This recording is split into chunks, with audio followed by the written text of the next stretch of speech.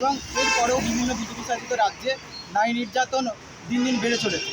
এর কারণ কী? এবং সংখ্যালঘুদের উপর অ্যাকচুয়ালি আমাদের দেশ যখন সংবিধান গঠন হয়েছিল সেই সময়কালে সংখ্যালঘুদের নিরাপত্তা দেওয়া আমাদের দায়িত্ব এবং কর্তব্য ছিল।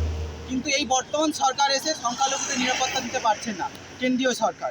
এবং এই যে ব্যর্থতা, তার জন্যে সরকারের এই চরম যে গাফিলতি, তা মানুষের সঙ্গে এবং মানুষকে জনমত ঐক্যবদ্ধ করার সামিলে।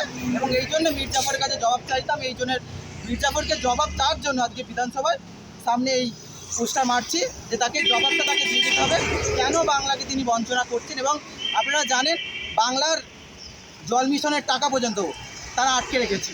কী জন্য? রাজনীতির জন্য।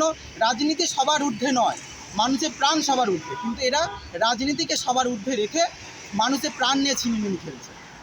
আপনার নাম? শুভঙ্কর কয়াল। কোথা থেকে এসেছেন? আমি এসেছি হাওড়া উলুবেড়িয়া থেকে। কোনো কলেজ থেকে? আমি মৌলানা আজাদ কলেজে পড়ি, সেকেন্ড ইয়ার। কী নিয়ে পড়ছেন? আমি BA second year, Bangla honours. পোস্টারে কী লেখা রয়েছে? বাংলাকে ভাতে মারার চেষ্টা কেন, জবাব দাও মীর জাফর। কে এই মীর জাফর? মীর জাফর বর্তমান মুখোশধারী, যিনি এই রাজ্যের হিন্দুত্ব ধ্বজাধারী হয়ে আছেন।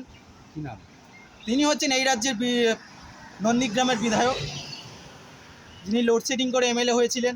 লোকের কাছে ভয় দেখাতে পারেন না।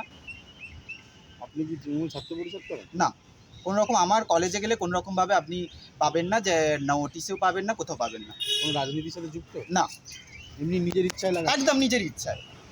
আমাদের তো বেকারত্ব জীবনটাকে শেষ করে দিয়েছে এই সরকার।